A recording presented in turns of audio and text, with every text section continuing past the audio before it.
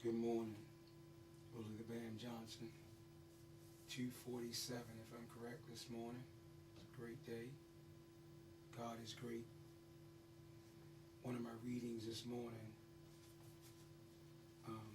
talked about how precious relationships are. You know, a lot of times I think we take that for granted. I know I did. I took valuable relationships for granted. And thank God that through my darkest times, I realized the role and parts I played in those relationships. And when I came home, I was able to rebuild those relationships. But it takes a lot of soul searching, digging down deep inside yourself, and truly being honest. I think my greatest moment of discovery was when I had to truly be honest with myself. My life story, the book that I've been working on since I was incarcerated, they're like honest notes, man, on toilet paper and whatever I could find, because I was in so much pain and I knew that I was created for something greater than what I was experiencing at that moment. I wasn't created to live on the street and be in jails, institutions, sell drugs, and do all those things. If I'd have had, people that understood that role, China would have been a more impacting experience when I came home. I wouldn't have went back to the hood and got back caught up.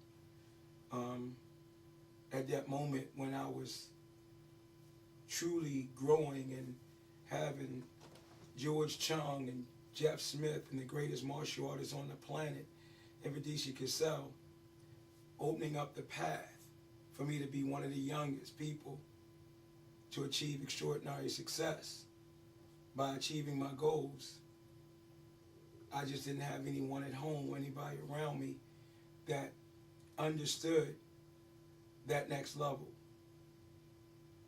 So when I came home and I lost focus on really appreciating the relationships that I had developed with Master Brown, Tayart Emfedisi Cossell, Cynthia Rothrock, Billy Blanks.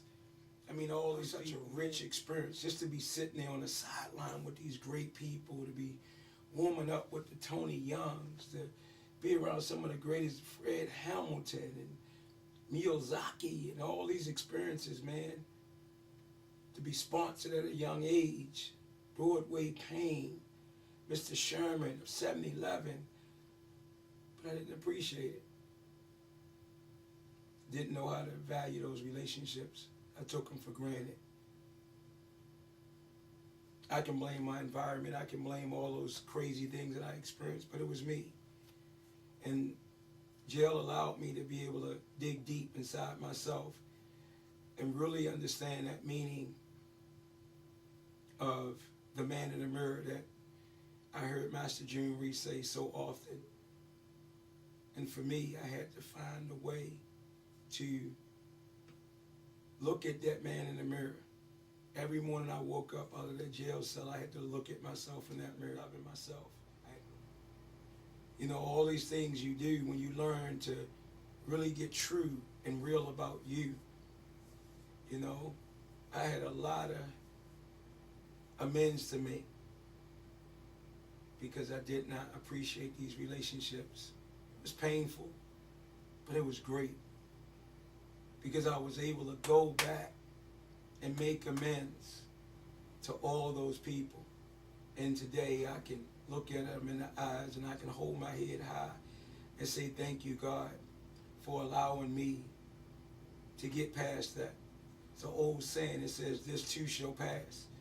But the only way anything passes in our life, and the only way we can truly, genuinely learn to appreciate anything or grow to any level, is to first deal with the wreckage of your past. And that's not telling anyone else. That's not like, keeping it a secret or going to your friend. It's about going to those people that's going to cut you down. Positive reinforcement and support is important, but that support got to be from people that's going to tell you what you need to hear, not what you want to hear. We as, especially young African American men, they struggle so hard with being able to be there with another brother face to face, or any man for that, to be there face to face and man up and talk about manly stuff and walk away and say, yes, no problem, I got it. I'm okay with that, bro. You have a right to walk away and be upset. But feelings are not facts. The fact that we have feelings, those feelings are just fleeing. It's like meditation. Don't grab a hold of nothing, because it's just a flowing process through the soul, through the spirit. What you become as it flows through you and away from you, without you being attached to it, is what allows you to grow to that next level. I did it unknowingly when I was in the hood, going through all that crazy. This is real stuff. But still, without us knowing it, the respect and the friendship that we had for one another was so strong. And somebody else that truly loved us in our own way, that showed us, and I don't sanction that lifestyle, but he said, hold up, man, stop. Y'all crazy. Cut that out. Let's get out of here. And when you walked away, in your own way, it's like, yeah, all right, man, you right. I'm gonna stop. Or even if you didn't tell him, you found a way, even if it was out of jealousy, where this person made you feel uncomfortable because he was hating on you, but he was your boy and he was going through an emotion that he couldn't deal with, because you valued the relationship so much, you found a way not to bring that same situation back up in his face, so he can have a reason to bring it back up and say, yo, he ain't getting it. I ain't gonna let him do this to me no more. You never did anything that was against what them people asked of you. Even on the street, I remember when it was all gone. No more money. That was it. I always had a smile.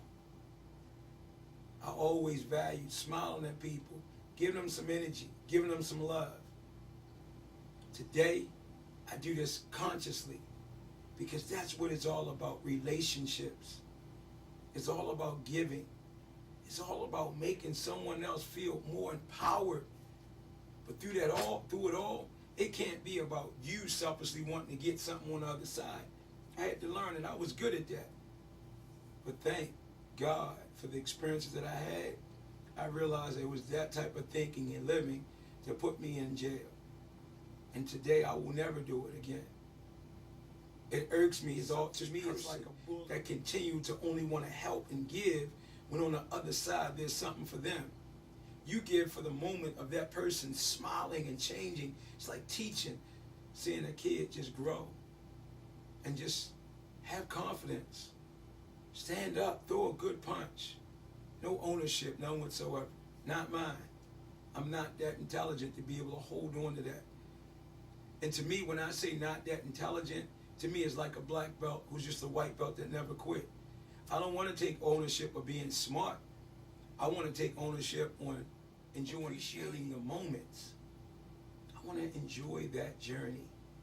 I want to value those relationships, appreciate those relationships. We don't have to end things. We can build them. And we can all go our separate ways, but when we all come back, we can still have some peace and some respect. If I can do it, anybody can do it. But first, it starts with learning to appreciate all those things inside of you. Learning to appreciate you. Learning to love you. And when you can do that for you, you know that in order for it to truly happen in you, you got to go out and make those amends. And then learn to appreciate other people. That's the highest level. Nothing else matters. If it ain't about self-love and the art of giving and empowering and appreciating and making people feel great, nothing else matters. Care how much money you got. Care how many titles you got. Care what you got. Relationships. People who need people are the luckiest people in the world. Didn't get it when my mom used to say it, but I understand it now.